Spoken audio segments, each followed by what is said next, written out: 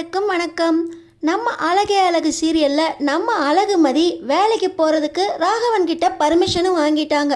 அடுத்த நாள் காலையில் ஜாகிங் போகிறதுலேருந்து சமையலில் முட்டை சேர்க்கறதுலேருந்து போராட்டம் ஆரம்பித்து இப்போ ஒரு வழியாக வேலைக்கு கிளம்புற நேரத்தில் தங்கராஜ் வந்துட்டார். ஏன் மச்சான் வேலைக்கு போகாமல் நீ மட்டும் எப்படி காலேஜுக்கு வேலைக்கு போக முடியும் அப்படின்னு நம்ம அழகுமதியை மிரட்ட நம்ம அழகுமதி தங்கராஜ் கிட்ட ஒரே ஒரு வார்த்தை தான் சொல்கிறாங்க. தங்கராஜ் மானம் மரியாதை பதவி பணம் கௌரவம் எல்லாம் போயிருமே அப்படின்னு சொல்லி பயந்து, சுரேஷ் உனக்கு எப்படியாவது நான் வேறு வழியில் உன் காக்கி சட்டையை உன்னை போட வச்சிட்றேன் அப்படின்னு பயந்து பின்வாங்குறாரு. அப்படி நம்ம அழகுமதி தங்கராஜ் கிட்ட என்ன சொன்னாங்க தெரிஞ்சுக்கிறதுக்கு இந்த வீடியோக்கு ஒரு லைக் போட்டுக்கோங்க. ஸோ பார்த்திங்கன்னா நம்ம அழகுமதியோட ஆட்டம் ஆரம்பிச்சிருச்சு. காலையில் ஜாகிங் போகிறதுலேருந்து சாப்பாடுக்கு முட்டை அவிக்கிறதுலேருந்து ஒவ்வொன்றா கடந்து இப்போ தான் வேலைக்கு கிளம்புறாங்க.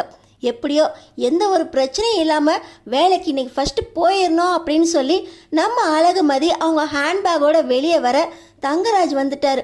தங்கராஜ் இப்படி காலையிலே வந்த உடனே வாங்க மாப்பிள்ள என்ன விஷயம், எது முக்கியமான விஷயமா அப்படின்னு ராஜலக்ஷ்மி ராகவனும் கேட்க, எல்லாம் ரொம்ப முக்கியமான விஷயந்தான் மாமா. சுரேஷ் மறுபடியும் காக்கி சட்டை போடணும்ல, எல்லாம் மதி கையில் தான் இருக்குது. நேற்று வந்து சொன்னேன் கேட்கல. கரைப்பார் கரைச்சா கல்லும் கரையணுமே, அதான் அழகுமதியை பார்த்து பேசிட்டு போகலான்னு வந்தேன் மாமா அப்படின்னு சொல்லி தங்கராஜ் அழகுமதியை கூப்பிட சொல்ல அழகுமதி வேகமாக கிளம்பி வர, என்ன அழகுமதி வேலைக்கு கிளம்பிட்டியா? நீ வேலை பார்க்குறிய காலேஜ், அந்த காலேஜோட சேர்மன் என்னோட நெருங்கின ஃப்ரெண்டு. உன்னோட டெம்ப்ரரி ஜாப் மறுபடியும் பர்மனெண்ட் ஆகிறதும் டெம்ப்ரரி ஜாப் இல்லாமலே போகிறதும் என் கையில் தான் இருக்கு அப்படின்னு தங்கராஜ் சொல்கிறார். நான் இப்போ வேலைக்கு கிளம்பணும், முக்கியமாக சொல்ல வேண்டியது சொன்னீங்கன்னா நான் கேட்டுட்டு அப்படியே கிளம்பிடுவேன் அப்படின்னு நம்ம அழகுமதி சொல்கிறாங்க. கொஞ்சம் பொறுமையாக இரு அழகுமதி, என் மச்சானே வேலைக்கு போகலை, ஒன்னால தான் அவன் காக்கி சட்டை போடாமல் இருக்கான். நீ மட்டும் வந்தோம் 3 நாள் வீட்டில் இருந்தோம் வேலைக்கு கிளம்புனா என்ன ஆறுது? என் மச்சான் காக்கி சட்டை மறுபடியும் போடணுமே அப்படின்னு தங்கராஜ் சொல்கிறாரு. உங்கள் மச்சான் காக்கி சட்டை போடுறது அவரோட என்கொயரியில் பேசுகிறத வச்சு தான் இருக்குது அப்படின்னு நம்ம அழகுமதி சொல்கிறாங்க. என் மச்சான் காக்கி சட்டை போடுறது உன் கையில் தான் இருக்குது. உன் ஸ்டூடெண்ட்ஸுக்காக தானே நீ அவன் மேலே கேஸ் போட்ட. உன் ஸ்டூடெண்ட்ஸ்கிட்டயே சொல்லு, அவன் மேலே எந்த தப்பும் இல்லை அப்படின்னு அவங்களே வந்து எஸ்பி ஆஃபீஸில் பேச சொல்லு அப்படின்னு தங்கராஜ் சொல்கிறாரு. என் ஸ்டூடெண்ட்ஸ்கிட்ட நான் பேசுகிறது இருக்கட்டும், நீங்கள் தொழிற்சங்க தலைவர் தானே, உங்கள் தொழிற்சங்க தலைவர் பதவி உங்கள்கிட்டயே இருக்கிறதும் இப்போ நான் வேலைக்கு போகலைன்னா உங்கள் தொழிற்சங்க தலைவி பறி போகிறதும் உங்கள் கையில் தான் இருக்குது அப்படின்னு நம்ம அழகுமதி சொல்கிறாங்க. ஏய் ஏய் நீ என்னை ரொம்ப சீண்டி பார்க்குற. தொழிற்சங்க பதவி தான் என்னோட கௌரவம். பணம் பதவி அந்தஸ்து எது இல்லைனாலும் இருந்துடலாம், என்னோட கௌரவம் அது வேணும். அது தொழிற்சங்க பதவினால தான் வருது. உன்னால் அதை அசைக்க கூட முடியாது. அதுக்கும் இதுக்கும் எதுக்கு நீ முடிச்சு போடுற அப்படின்னு தங்கராஜ் கேட்குறாரு. இப்போ பார்த்திங்கன்னா நம்ம அழகுமதி கொஞ்சம் தனியாக பேசலாமா அப்படின்னு தங்கராஜ் கிட்ட கேட்குறாங்க. வா வா அப்படின்னு சொல்லி தங்கராஜ் வர இப்போ பார்த்திங்கன்னா நம்ம அழகுமதி சொல்கிறாங்க, நீங்கள் தொழிற்சங்க தலைவர். என் அப்பா உங்கள் கம்பெனியில் தான் கேஷியராக இருந்தார். அவர் அதே தொழிற்சங்கத்தில் உறுப்பினராக இருக்கார். எங்கள் அப்பா உங்கள் கம்பெனியில் கேஷியராக வேலை பார்த்ததுனால எல்லா டாக்குமெண்ட்ஸ் அக்கௌண்ட்ஸ் எல்லாம் வீட்டில் வச்சு கூட பார்ப்பாரு. அந்த கணக்கெல்லாம் நானும் பார்த்துருக்கேன். எத்தனை தொழிலாளர்களை நீங்கள் ஏமாத்திருப்பீங்க, எத்தனை தொழிலாளர்களுக்கு கையொடைஞ்சு போய் காலொடைஞ்சு போய் இருக்கும். அவங்களுக்கெல்லாம் நீங்கள் இழப்பீடு கொடுத்தீங்களா? எல்லா காசையும் உங்கள் கல்லால் போட்டிருக்கீங்களே. எங்கள் அப்பாவும் இதுக்கு உடந்தையாக இருந்திருக்காங்க. தொழிலாளர்கள் முன்னேற்றத்திற்காக எவ்வளவு ஃபண்ட்ஸ் வந்துச்சு, அந்த ஃபண்ட்ஸ் கணக்கெல்லாம் நீங்கள் என்ன பண்ணீங்க? இந்த கணக்கெல்லாம் நான் எங்கள் அப்பாட்ட கேட்டேன். ஆனால் எங்கள் அப்பா எல்லாமே தங்கராஜ் கையில் தான் இருக்குது. நம்ம குடும்பத்துக்காக எவ்வளவோ பண்ணியிருக்காரு. அவர் இந்த கணக்கெல்லாம் சரியாக பார்த்துக்குவார், நீ எதுலேயும் தலையிடாத அப்படின்னு சொல்லிட்டாரு. ஆனால் அந்த கணக்கோட முழு விபரமும் என்கிட்ட இருக்குது. எங்கள் வீட்டில் தான் அந்த ஃபைல்ஸ்லாம் இருக்குது. இப்போ கூட எங்கள் வீட்டுக்கு போனேன்னா அந்த அக்கௌண்ட்ஸில் இருக்க எல்லா கோல்மாலையும் நான் சொல்ல முடியும். ரீசண்டாக கூட ஒரு தொழிலாளரை உங்கள் கம்பெனியை விட்டு விரட்டினீங்களே, அவர் மேலே நீங்கள் பணத்தை கையாடல் பண்ணிட்டாருன்னு தானே விரட்டினீங்க. எங்கள் அப்பா மேலே கூட பணத்தை கையாடல் பண்ணிட்டாரோ அப்படின்னு சொல்லி விரட்டி தானே என்னை கல்யாணம் பண்ணி வச்சிங்க. இதெல்லாம் எனக்கு தெரியும். எங்கள் அப்பா எப்போ உங்கள்கிட்ட கேஷியராக இருந்தாரோ, எத்தனை வருஷம், 40 வருஷமாக கேஷியராக இருக்கார்.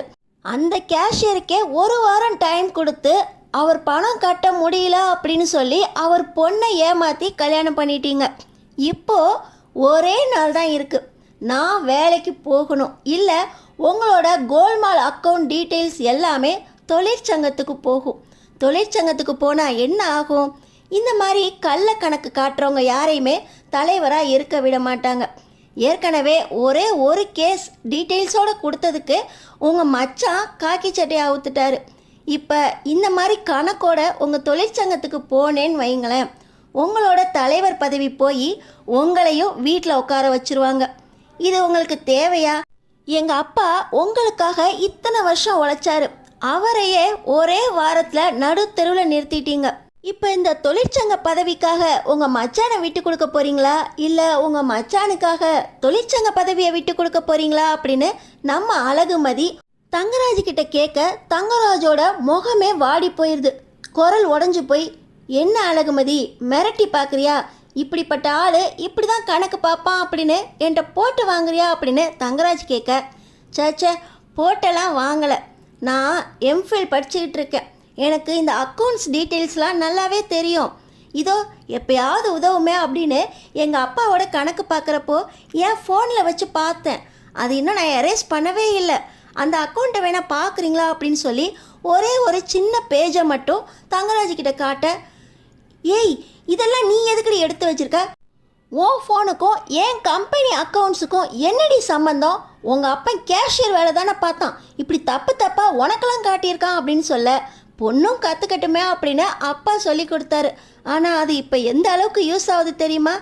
எனக்கு மட்டும் இல்லை, என் தங்கச்சிக்கும் கற்றுக் கொடுத்துருக்காரு அப்படின்னு நம்ம அழகுமதி சொல்ல, இந்த வேலையெல்லாம் என்கிட்ட வச்சுக்காத, நான் இப்போ வீட்டுக்கு போகிறேன், அடுத்த வேலையை அப்புறம் பார்த்துக்கலாம் சுரேஷ் அப்படின்னு சொல்லி இப்போ நம்ம தங்கராஜ் அழகுமதி கிட்ட பேசி முடிச்சுட்டு, சுரேஷ் நீ கவலைப்படாத சுரேஷ், கண்டிப்பாக நீ காக்கி சட்டை மாட்டுவ, இந்த மாமா உன்னை மாட்ட வைப்பான், இப்போ இன்னைக்கு அவள் வேலைக்கு போகட்டும், அடுத்தாப்பில் வேறு விஷயத்தில் அவளை பார்த்துக்கலாம் அப்படின்னு சொல்லி தங்கராஜ் பேக் அடிக்கிறாரு. நம்ம அழகுமதி, அத்தை மாமா நான் வேலைக்கு போயிட்டு வரட்டா அப்படின்னு சொல்ல, மாப்பிள்ள அழகுமதி கிட்ட பேசுறதெல்லாம் பேசிட்டீங்களா? அவள் கேஸை வாபஸ் வாங்குறேன்னு சொல்லிட்டாளா? மறுபடியும் சுரேஷ் போலீஸ் வேலைக்கு போக முடியுமா மாப்பிள்ள அப்படின்னு ராஜலட்சுமி கேட்குறாங்க. இல்லை அத்தை, அது இப்போதைக்கு முடியாதுன்னு நினைக்கிறேன், நான் இப்போ வீட்டுக்கு போயாகணும், தொழிற்சங்கத்துலேருந்து கால் வருது அப்படின்னு சொல்லிட்டு தங்கராஜ் பேக் அடிச்சுட்டு, போயிட்டு வரேன் மதி, நீ நல்லபடியாக உன் வேலையை பாரு அப்படின்னு சொல்லிட்டு கிளம்ப, சுரேஷ் மாமா மாமா என்ன மாமா வந்தீங்க பேசுனீங்க நீங்கள் பாட்டு போகிறீங்க, ஏ அழகுமதி என்னடி பேசினேன் என் மாம்பா கிட்ட அப்படின்னு சுரேஷ் மிரட்ட, எல்லாம் பேச வேண்டியதெல்லாம் பேசியாச்சுங்க, பாருங்கள் என் காலேஜுக்கு டைம் ஆகுது, நான் கிளம்புறேன் அப்படின்னு சொல்லி நம்ம அழகுமதி நாள் வேலையை ஜோராக ஆரம்பிக்கிறாங்க. அழகுமதி தங்கராஜ் ஆட்டம் எப்படி இருந்துச்சு கமெண்ட் பாக்ஸில் கமெண்ட் பண்ணிவிட்டு நம்ம சேனல் சப்ஸ்கிரைப் பண்ணி தொடர்ந்து பாருங்கள்.